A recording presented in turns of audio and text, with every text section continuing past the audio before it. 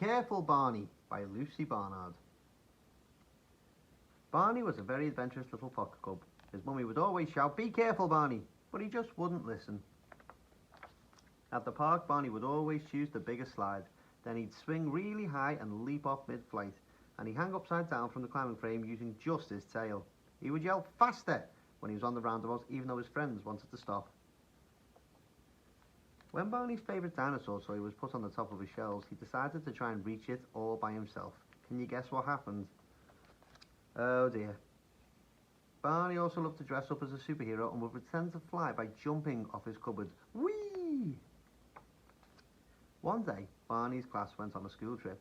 At lunchtime, they stopped for a picnic. Mrs. Badger told the class not to go near the river, but Barney wanted to have some fun.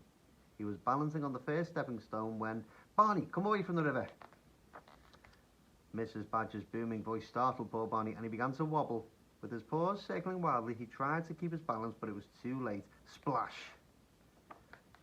The choppy water swirled around Barney and carried him quickly down the river.